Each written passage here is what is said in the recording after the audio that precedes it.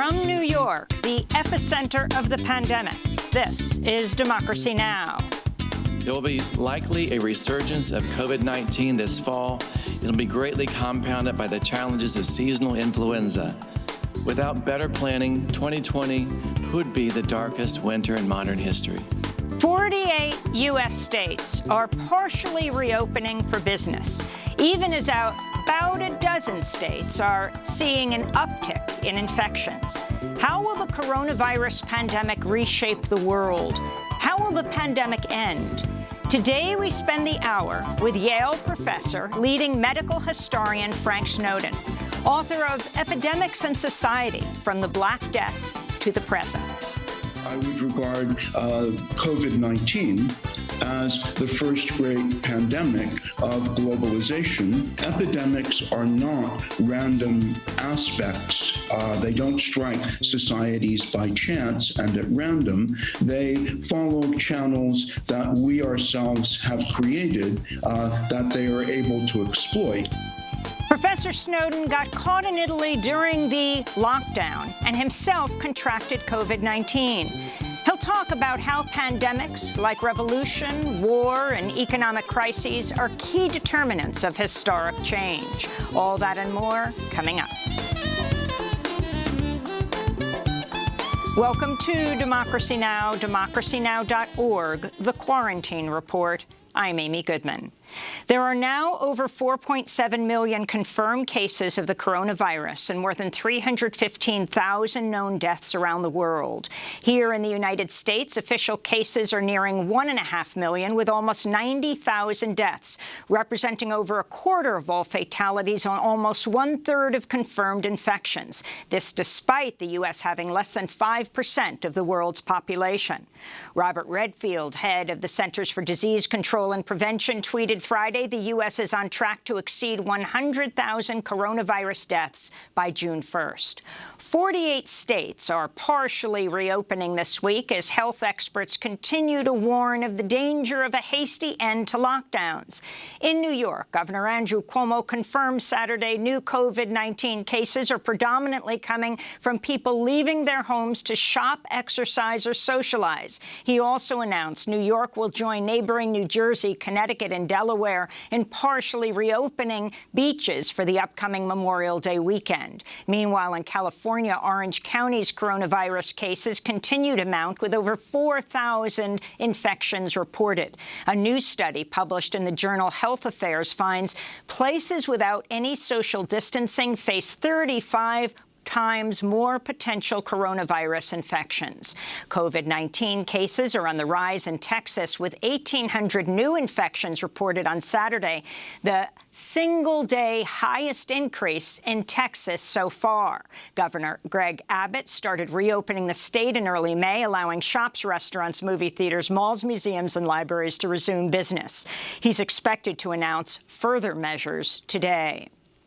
In Washington, D.C., congressional Democrats are launching a probe into President Trump's ousting of State Department watchdog Steve Linick Friday. Congressmember Eliot Engel said Linick was fired as an unlawful act of retaliation after he opened an investigation into Secretary of State Mike Pompeo. Linick was reportedly looking into whether Pompeo used a political appointee to perform personal tasks for himself and his wife, including walking his dog and taking care of his dry cleaning. Trump has removed at least 4 watchdogs in the past 6 weeks, including Health and Human Services watchdog Christy Grimm, whom he removed earlier this month after her office reported shortages in testing and personal protective equipment at hospitals. And in April, Trump ousted acting Pentagon Inspector General Glenn Fine, who'd been tapped to oversee the $2.2 trillion coronavirus relief package, as well as the intelligence community's Inspector General Michael Atkinson, who alerted lawmakers to the whistleblower complaint that triggered Trump's impeachment proceedings. The House passed a $3 trillion stimulus package on Friday.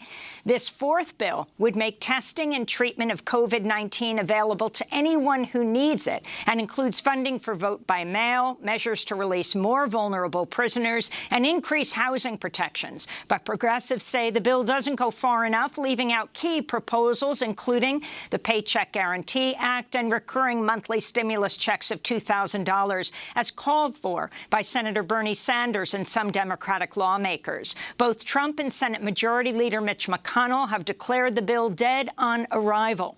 On Friday, Trump named Moncef Slaoui, a former executive at GlaxoSmithKline, and Army General Gustav Pema to lead the effort to develop a coronavirus vaccine, which Trump has dubbed Operation Warp Speed. Some have raised a red flag over a possible conflict of interest, as Slaoui holds $10 million in stock options at biotech company Moderna, Inc., which recently received $480 million in federal funding for coronavirus vaccine trials.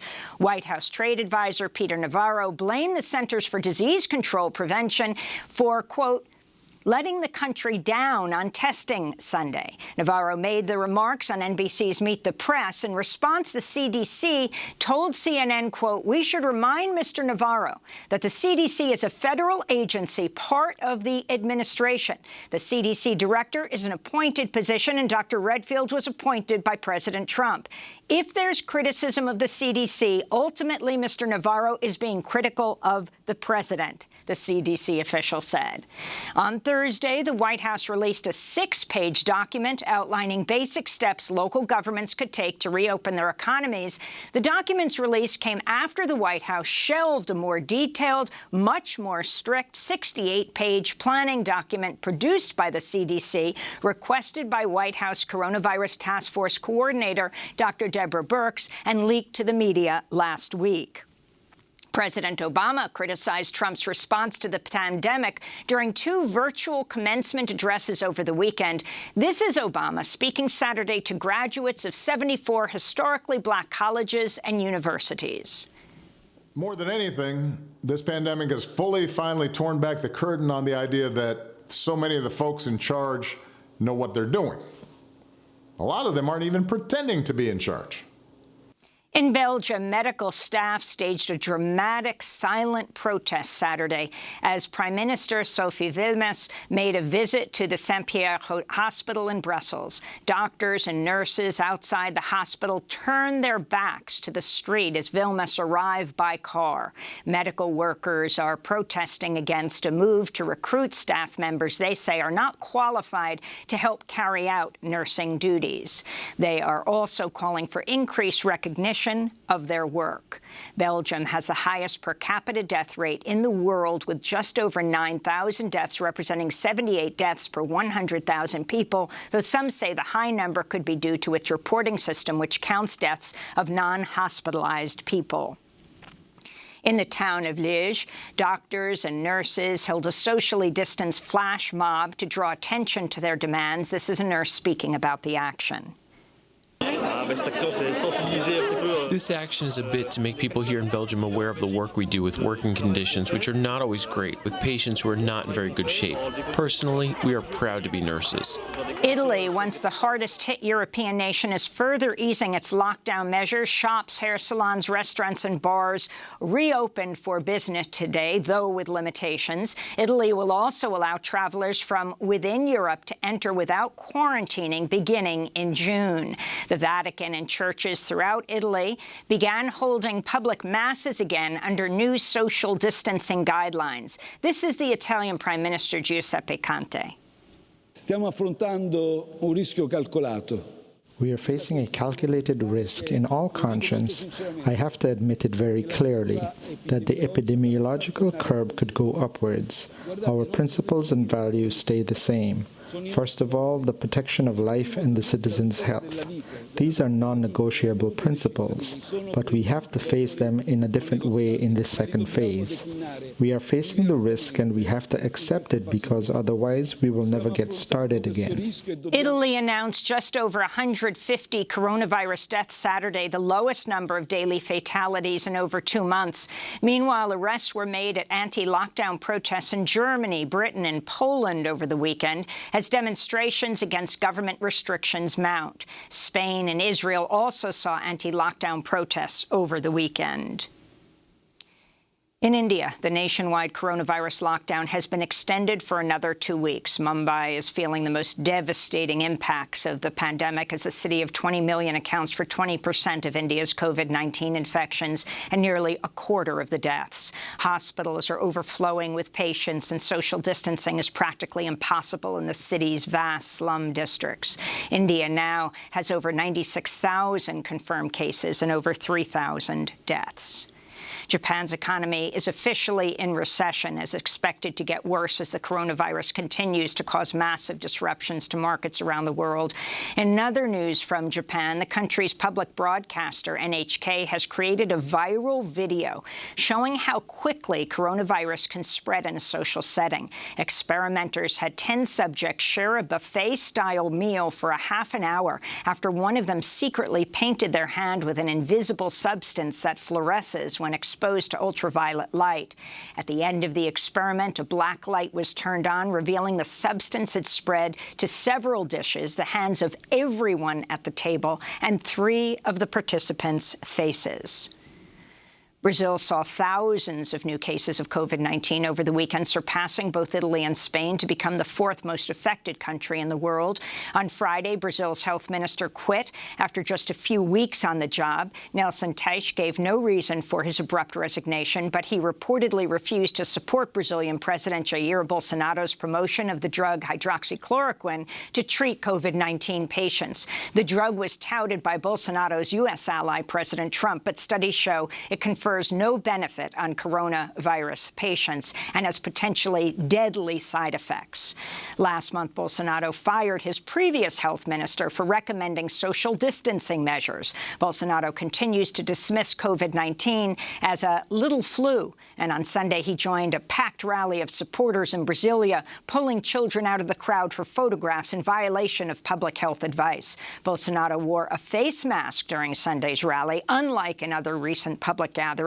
Meanwhile, a new study finds over 400 cases of COVID-19 and 90 deaths among indigenous people in Brazil, raising fears of a rapid spread in communities with little access to health care. This is a nurse in an indigenous community outside the city of Manaus, speaking at a funeral for Chief Macias Kokama, who died of COVID-19. Here we still have this dream of quality education and health, because we have not yet been provided with assistance. His death is also representative of what's lacking, a lack of health care, of what's missing for those indigenous who live in the city.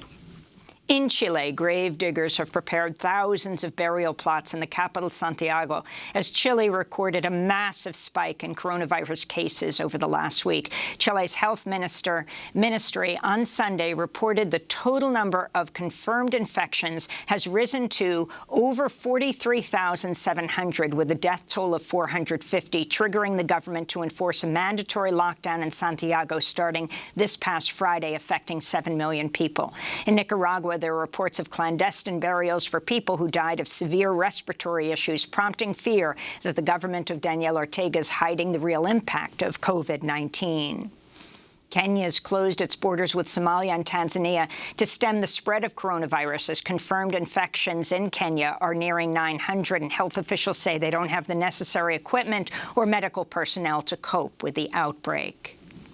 In Afghanistan, President Ashraf Ghani and his rival Abdullah signed a power-sharing deal Sunday, putting an end to a months-long leadership crisis after both men declared victory in last September's elections. Under the deal, Abdullah will lead peace talks with the Taliban. This comes as the country is still reeling after a brutal attack on a maternity ward in Kabul, which killed at least 24 people, including babies, mothers, and nurses. The United Nations Children's Fund warns millions of children are at risk of preventable deaths due to the pandemic's strain on healthcare systems. One UNICEF model shows as many as 6,000 young children in low- and middle-income nations could die each day as families lose access to nutritious food and hospitals collapse under a flood of COVID-19 patients, cutting off access to routine health care.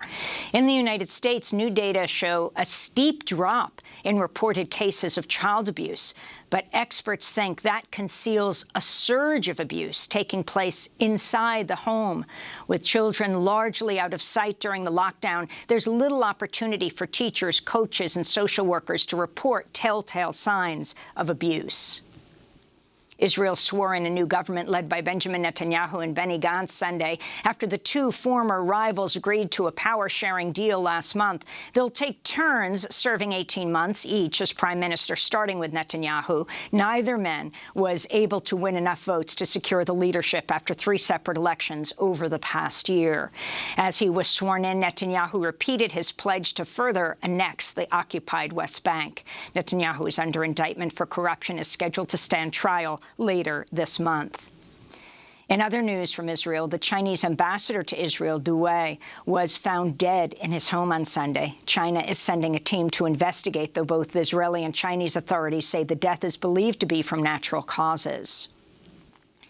In Egypt, the editor-in-chief of the independent media outlet Madamasser was released on bail Sunday after her arrest that day for allegedly filming a military facility without a license.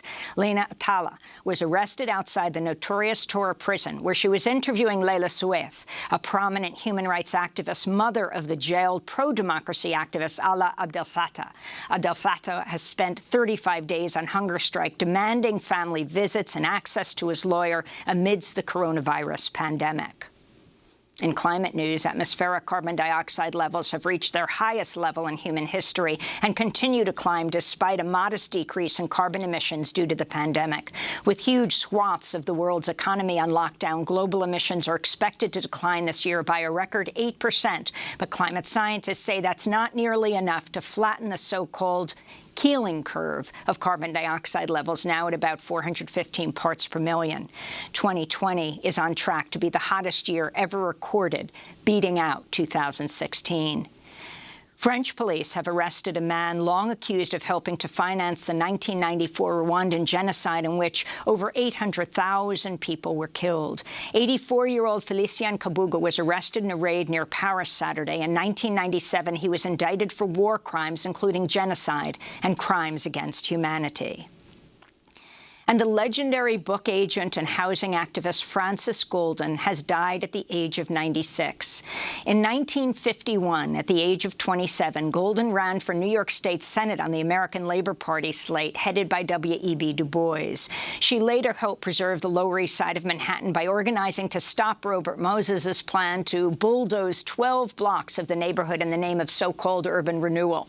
Francis Golden helped start the Cooper Square Committee that advocated for tenant rights, community-based planning, and affordable housing. As a literary agent, Golden's clients included Barbara Kingsolver, Adrienne Rich, Democracy Now's Juan Gonzalez, and the internationally renowned imprisoned journalist Mumia Abu-Jamal. Golden talked about Mumia's case on Democracy Now! In 2014. Our prison system locks up millions of people who've never committed a crime in their life, the prime one being Mumia Abu-Jamal, who never killed anybody. And the woman who's grieving her departed husband should grieve for the person who really killed the guy and not for Mumia, who had nothing to do with that murder, and who has incidentally become one of the leading intellectuals in the United States. Again, Francis Golden has died at the age of 96. And those are some of the headlines. This is Democracy Now!, democracynow.org, The Quarantine Report. I'm Amy Goodman. When we come back, we spend the hour looking at the history of epidemics, from the Black Death to the present, with the renowned Yale historian Frank Snowden. His new book, Epidemics and Society, published just before the coronavirus outbreak began. He was caught in the lockdown in Italy, where he will speak to us from. He got COVID-19. He'll talk about epidemics, revolutions, war. Stay with us.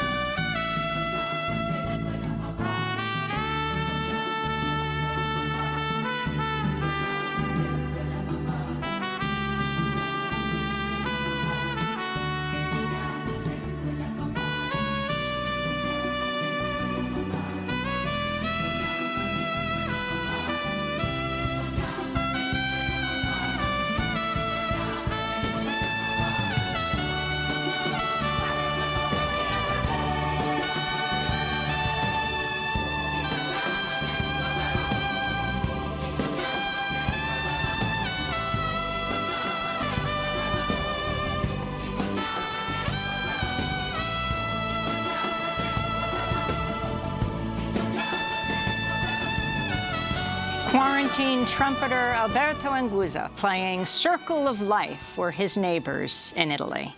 This is Democracy Now!, DemocracyNow.org, The Quarantine Report. I'm Amy Goodman. 48 states are at least partially reopening this week, even as more than a dozen states are seeing an uptick in cases. And the Centers for Disease Control and Prevention warns the U.S. death toll will pass 100,000 by the beginning of June. Last week, ousted U.S. vaccine chief Rick Bright testified that if the U.S. fails to improve its response to the virus, COVID-19 could resurge after summer and lead to the darkest winter in modern history. Coronavirus hotspots, Italy and United Kingdom, are both also slowly reopening businesses. This comes as the World Health Organization will meet virtually today with all 194 member states, and the global coronavirus death count passes 315,000, with more than 4.7 million confirmed infections. This is Dr. Mike Ryan, head of the World Health Organization's Emergencies Program, speaking at a recent briefing. To put this on the table, this virus may become just another endemic virus in our communities, and this virus may never go away. HIV has not gone away, but we've come to terms with the virus. Well, as global leaders prepare to discuss what to expect in the months and years to come, we're going to look back today at the history of pandemics and how they end with the renowned historian Frank Snowden. He's a professor emeritus of the history of medicine at Yale University and author of the new book, Epidemics and Society, From the Black Death to the Present. Professor Snowden is joining us from Rome, Italy, where he traveled for research before the coronavirus outbreak and has remained under quarantine since. He's recently recovered from COVID-19 himself. He also lived through a cholera outbreak in Rome while conducting research there almost half a century ago. In his book, Professor Snowden writes, quote, "Epidemic diseases are not random events that afflict societies capriciously and without warning. On the contrary, every society produces its own specific vulnerabilities. To study them is to understand that society's structure, its standard of living, and its political priorities." Professor Frank Snowden, it's wonderful to have you with us, albeit from Rome, where you're under lockdown. What an amazing history yourself. As you are an expert in pandemics in Italy, you survived the cholera outbreak half a century ago, and now, though getting COVID-19, you have survived this coronavirus pandemic. Can you talk about those two experiences? Oh, certainly. Thank you. I'm delighted to be with you. And the cholera outbreak was in 1973. It's one of the reasons that I took up an interest in the field, because the sorts of events that I was witnessing as a young man were quite extraordinary. They included such things as Naples was the epicenter, Rome was nonetheless affected, but Naples was the center, and cars with Naples license plates were being stoned in the center of Rome. And there were open-air markets in Rome, and the vendors there were having their stalls overturned, and they were being attacked by crowds as being guilty of spreading the disease. At the same time, Italy, at this time, let's remember, was the seventh industrial power in the world in the 1970s. And the Minister of Health of this power went on television, and what he did was to say that the microbe that causes the cholera is exquisitely sensitive to acid. So all you need to do is to take a lemon and squeeze just a bit of it on your raw muscles, and then you'll be perfectly safe. And of course, if you believe that, you're likely to believe just about anything.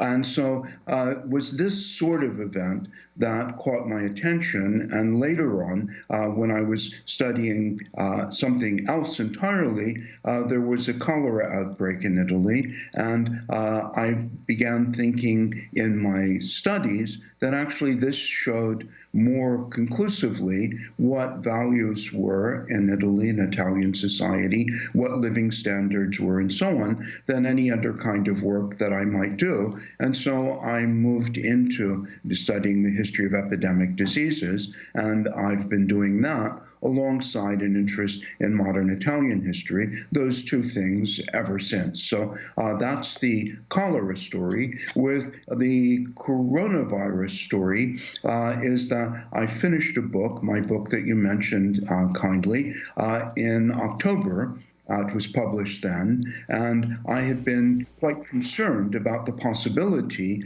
of a major pandemic disease. Not just myself, but many people were, and I wrote that in the book. And so I was stunned, though. I didn't know when it was likely to happen. I thought one day in the future. And so I was stunned that in December, the epidemic started, and then by the time I came to Italy in January, it really began to ramp up. And very soon I was living in the epicenter of the coronavirus at that time. So that was a very important experience for me. I was not able to do the research I came to do, and I've devoted myself ever since to doing that. And I guess you might say that I had a little bit too much enthusiasm for my work and caught the disease myself. Fortunately, a mild case, and I'm here to tell the tale.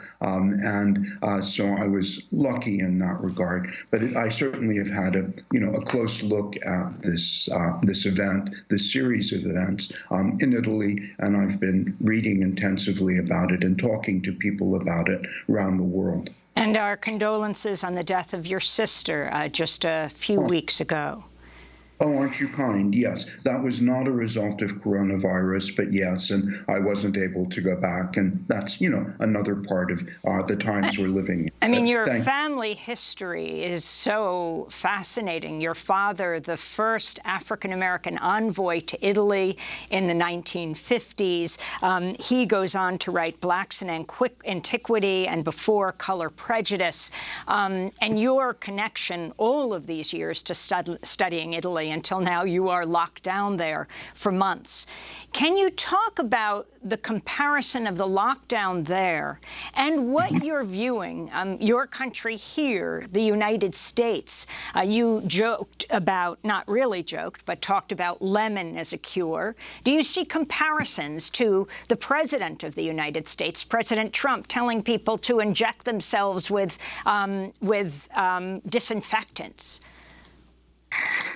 I'm glad you asked that question, and I would say that what I've observed here, I've heard a lot of discussion in the States about Italy's terrible response to the coronavirus, and I find that surprising because it seems to me quite the opposite.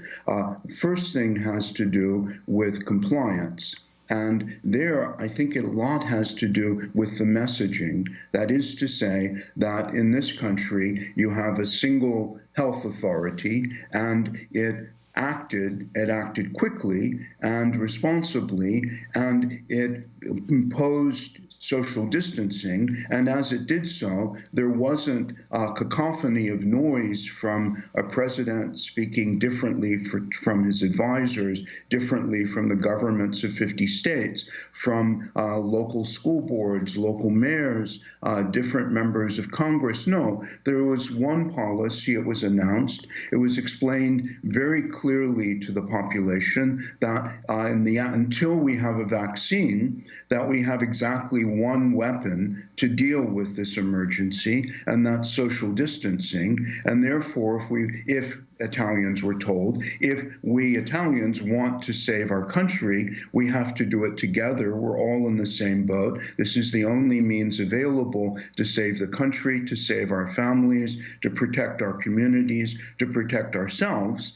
And as a result, there's been, and I've observed this even in the neighborhood where I'm living, that the compliance has been extraordinary. There haven't been protests against it as in the States. And I would say that it's interesting that the local newspaper, it's called Il Messaggero, which means the messenger, had an article in which it said, this is the first time in 3,000 years of Rome's history that the population of Romans has ever been obedient. And I think that's because people were, the government was very clear.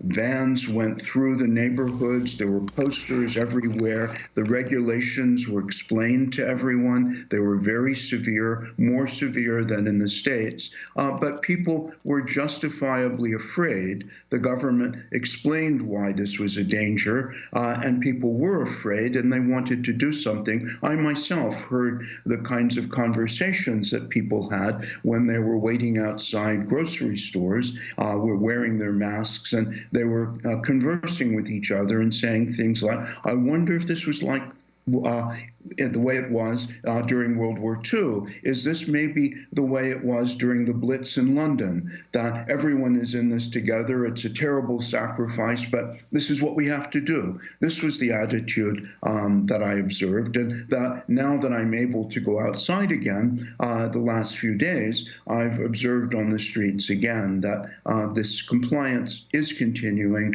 People have been well educated in the dangers of the coronavirus. And quite frankly, no one wants it to surge up again. I would say that's the basis of it. The opposite is happening and has happened in the United States, where we had, as I said, this cacophony of fragmented authorities all saying different things in an extraordinarily confusing way. And our great CDC, the world sort of model, the gold standard for emergency response, being underfunded and almost invisible throughout this crisis. So it's been staggering. A country that has extraordinary medical centers, has this extraordinary CDC, wonderful doctors, an extraordinary tradition of scientific research in universities, national labs like the NIH, and yet, when this virus approaches, it has been unable to respond, unwilling to respond in a scientific, coherent way with a single message to the American public. And so the public is confused. And you have the president also defunding the World Health Organization, an organization you have studied for years. You quote Bruce Aylward of the World Health Organization upon his return from China. Can you tell us what he said, Professor Snowden?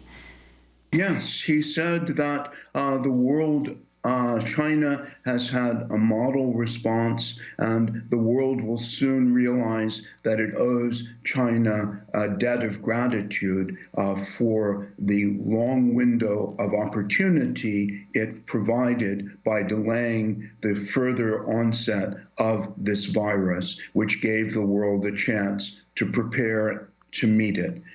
That's essentially what he said on return. Did he also talk about people having to change their hearts and minds to deal with this global catastrophe?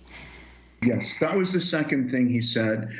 Then he said we must be prepared, and people said, well, how do we prepare? And he said the first thing that happens is that we need to change our hearts and minds, because that's the premise for everything else that we need to do.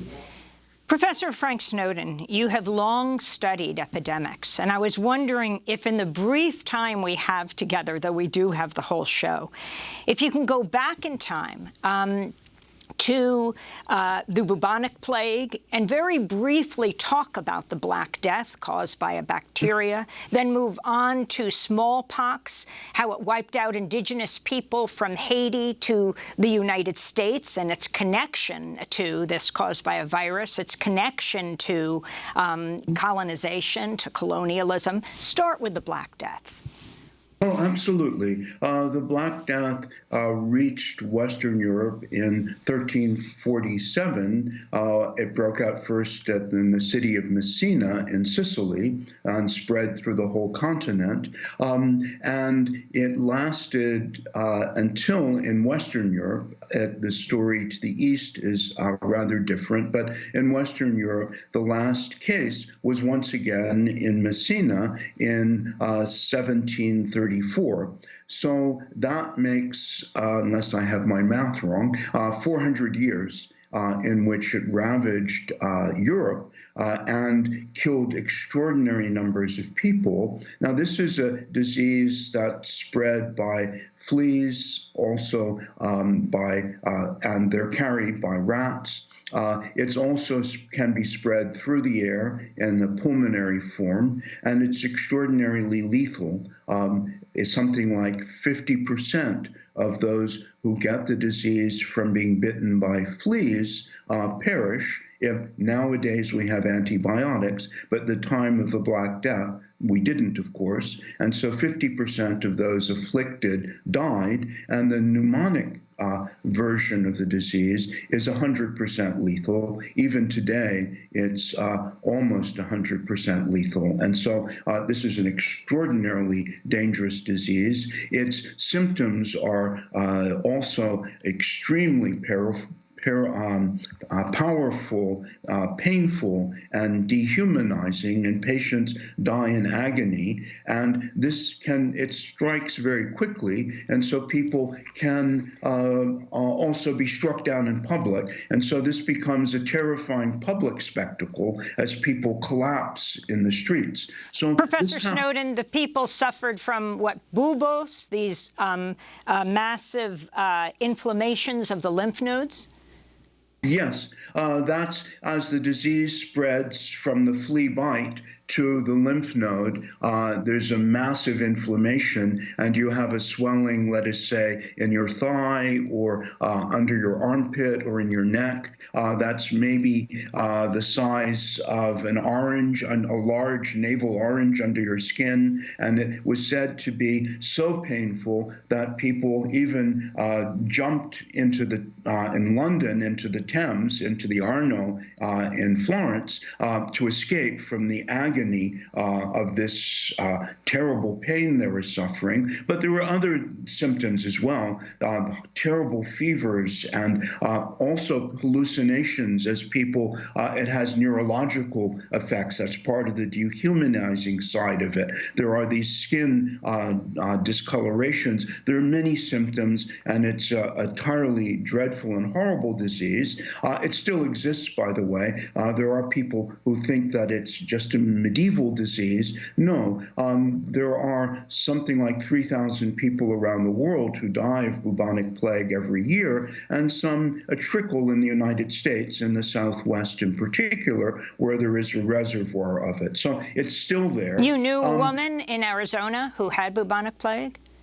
Yes, I knew someone in Arizona who got the bubonic plague because they're a disease, a chronic, endemic disease of prairie dogs in the southwest of the United States. And if pet dogs are taken out into areas where the prairie dogs live, they can have an exchange of fleas, and the fleas can be brought back to a hotel or motel. And that's what happened to my friend.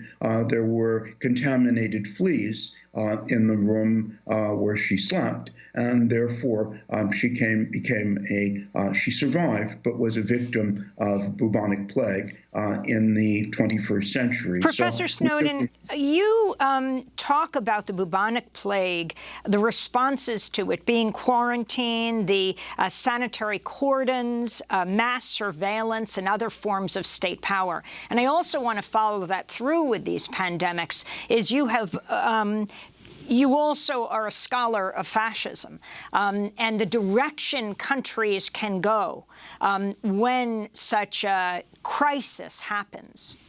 Mm-hmm. Yes. Well, one of the things I think, if a 15th century Florentine were to come back in a time machine today to look at what we as a society are doing, he would he or she would find it a rather familiar landscape. That is to say, the things that you're saying were adopted and devised as self-protection by the Italian city-states that were at the center of the trade in the Mediterranean, and so were repeatedly scourged. So yes, there was this terrible disease, and they dealt with it by creating health magistrates. We call them boards of health, by creating the first forms of personal protective equipment, PPE, the masks, the long gowns, social distancing, hospital systems for dealing with this one single disease, the measure of quarantine even being an Italian word, 40 for 40 days, because people were locked down for 40 days before they were released. It had sanitary cordons. All of this was part of the defensive measures that we see today, and that were also present during the Spanish influenza. Public health was a legacy of the bubonic plague. So while we look at these terrible events, we also need to remember that human beings are inventive and that there have been silver linings. The development of public health, the development of science and scientific medicine are also gifts of these terrible events. And indeed, I would say that the modern state is also part of, it was molded in part by the need for a centralized authority as part of our life protective system. So yes, the bubonic plague does that, and it affected every area of society. It's not true to say that pandemics all do the same things. There are some things that have been repeated again and again. During the bubonic plague, the Black Death, the first years of it, there was this horrible surge of anti-Semitism across Europe, in France, in the Rhineland, in northern Italy, elsewhere. And this was, in a way, the first Holocaust, when Jews were persecuted and put to death, not just in spontaneous ways by crowds, but the bureaucratic apparatuses of political authorities were used to torture Jews into submission, to confessing crimes that, of course, they had never committed, and then they were judged and burned. The Holy Roman Empire did this, and local authorities and leaders of city-states. So this was a systematic purging and killing of Jews who were thought to have, the case against them was that they were trying to put an end to Christendom and were poisoning the wells of Christians. And so you have Jews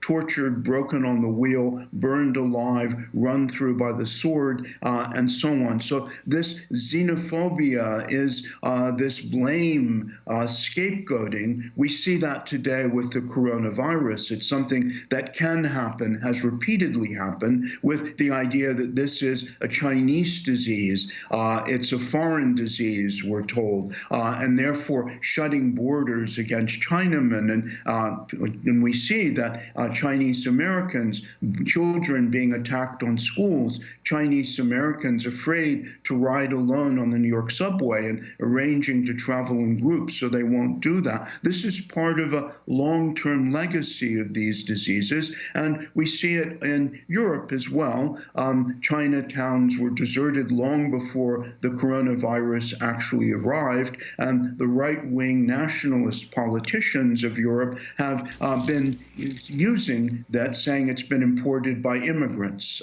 So that's one of the false stories that's followed in the wake of this. So that's another really terrible recurring feature of these pandemic diseases. They don't always lead to, you were asking about, does this always increase state power? Well, certainly the Black Death in Eastern Europe, there were authoritarian countries, and they used these draconian violent measures. Yes, it was part of their assertion of power. Indeed, this is one reason that these draconian measures appealed, because rulers not knowing what to do, this was gave the impression that they did. They knew what they were doing, and they were taking decisive measures. And so it was thought that these sorts of measures would possibly be effective and would certainly be a display of power and resolution. So we do see that happening. But let's take the Spanish influenza of 1918, when again, it's a good comparison to today because it was a time, it's a respiratory disease. It was terribly much more contagious than this and deadly. Something like 100 million people are thought to have died around the world as a result of the Spanish influenza, and people practiced social distancing. Assemblies were banned. The wearing of masks was compulsory. Spitting in public, which was very popular at the time, was forbidden, and there were heavy fines in places like New York City for doing so. But it doesn't result. Measures were taken, but they were revoked at the end of the emergency, and one doesn't find this leading, as it may in some countries, to a long-term reassertion of draconian power by political authorities. With COVID-19, I think the message is mixed, and remember, anything anyone says about it, we have to remember that this is very early in this pandemic, and so we'll have to wait and see what the final results will be. But we know already that Hungary and Poland have witnessed rulers who use COVID-19 as a cover for ulterior motives of becoming prime minister for life, with the capacity to rule by decree, to censor and shut down the press, to put their political enemies into prison, under arrest, and so on. And those aren't public health measures. So I would say, yes, it has this potential, but it's not necessarily something that we'll see around the globe, although there is that danger, and we've seen those two countries where it clearly is leading to exactly those results. Frank Snowden, we have to break, then we're going to come back, and I want to ask you about smallpox, about Haiti, the island of Hispaniola, and about Native Americans. Frank Snowden, Professor Emeritus of History of Medicine at Yale University, author of the new book, Epidemics and Society, From the Black Death to the Present. He is speaking to us from the lockdown in Rome, Italy. Stay with us.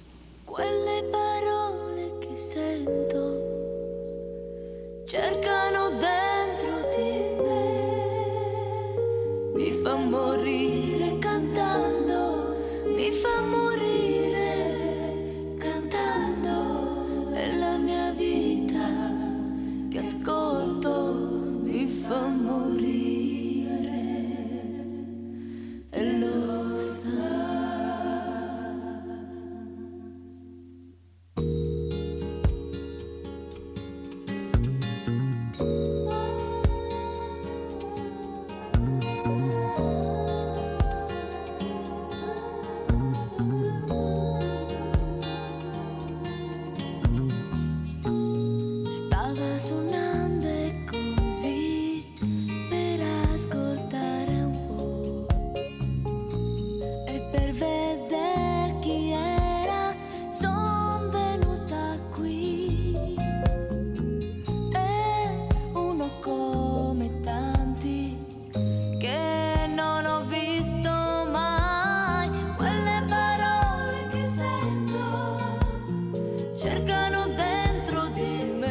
Softly with a Song, performed by Marcella Bella. This is Democracy Now!, DemocracyNow.org, The Quarantine Report. We're spending the hour with Professor Frank Snowden, Professor Emeritus of History of Medicine at Yale University, author of the book Epidemics and Society, From the Black Death to the Present. He has devoted his life to looking at epidemics and teaching thousands of students. He is now in Rome, Italy, where he has been for months. Coincidentally, went there for another project, but got caught in the lockdown, got COVID-19, has recovered from that, and we are lucky enough to have him as our guest for the hour. Professor Snowden, take us to Hispaniola in 1492, a different version of history that we learn about Hernán Cortés and Pizarro, from the Incas in Peru to the Aztecs of Mexico. What happened in Haiti and in the United States when it came to smallpox? Yes. Columbus landed at Hispaniola, the first place. His idea, the Arawaks were the native population, and there were a couple of million inhabiting the island when he arrived. His idea was that he would be able to reduce them to slavery.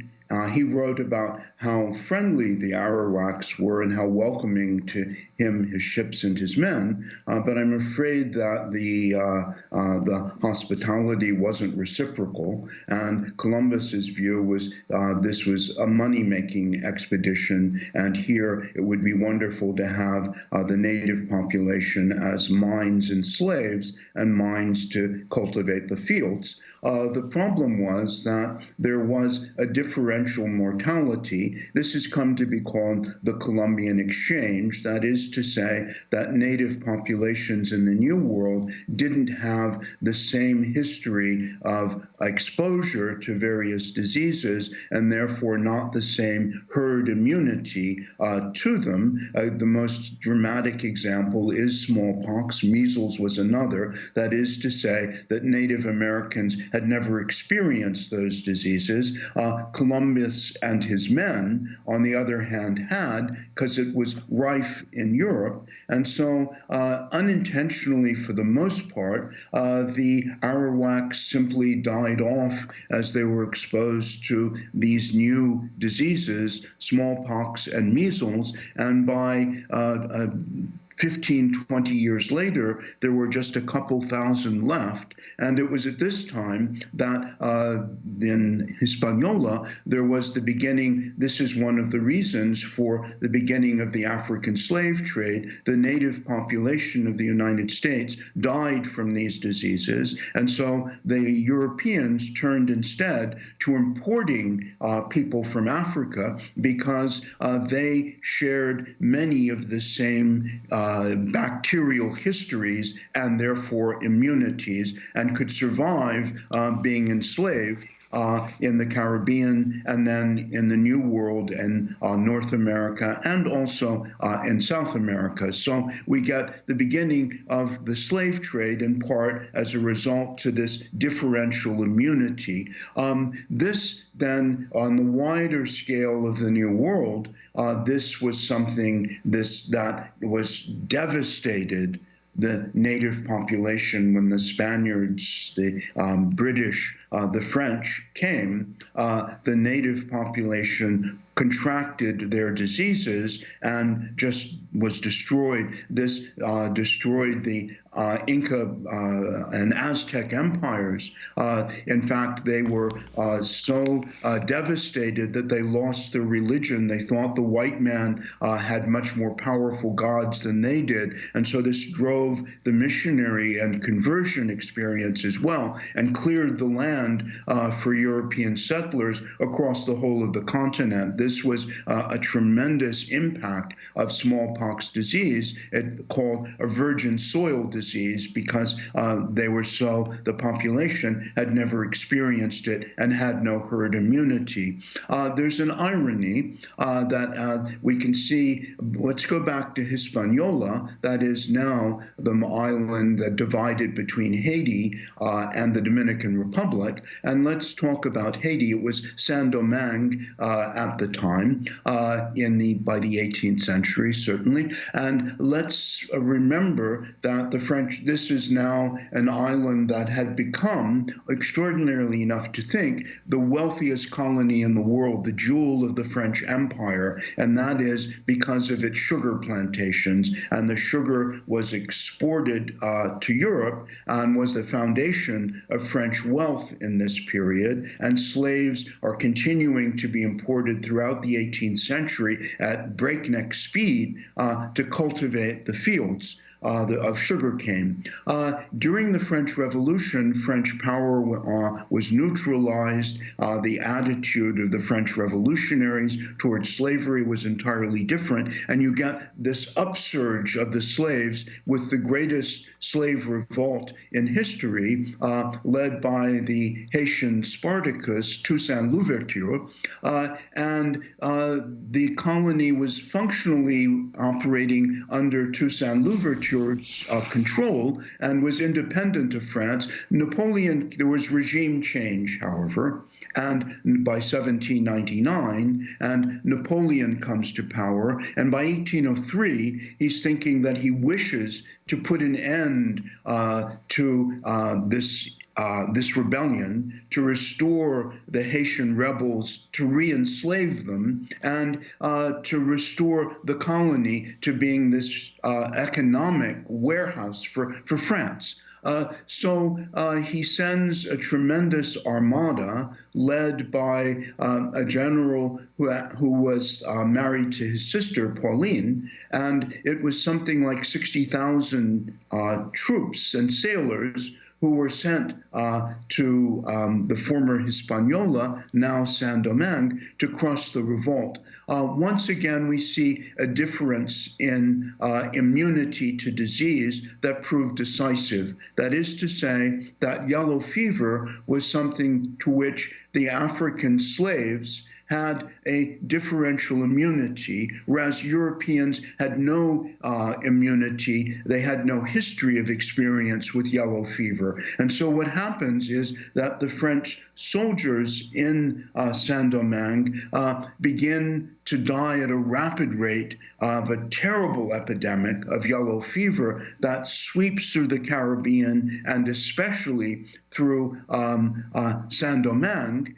And what happens by Toussaint Louverture was very aware of this and took advantage of it, luring the French troops, not fighting them in pitched battles, but only small guerrilla campaigns, waiting for the summer months to come and an upsurge of the disease, which happens. And pretty soon, the French commander writes to Paris. Professor Snowden, I'm only interrupting because we only have a minute, but of course Haiti becomes the first country born of a slave rebellion, as you are so graphically describing, with an alternative view of history that many may not have understood with the role of disease.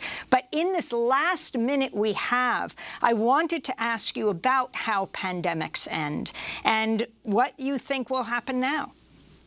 I think there's not one answer to that. Pandemics are all different, and they end in different ways. Some die out because of sanitary measures that people take against them so that we're not vulnerable in the industrial world to cholera or typhoid fever that are spread through the oral fecal route because we have sewers and clean, safe drinking water, and other diseases and like smallpox because of vaccination, the development of a scientific tool.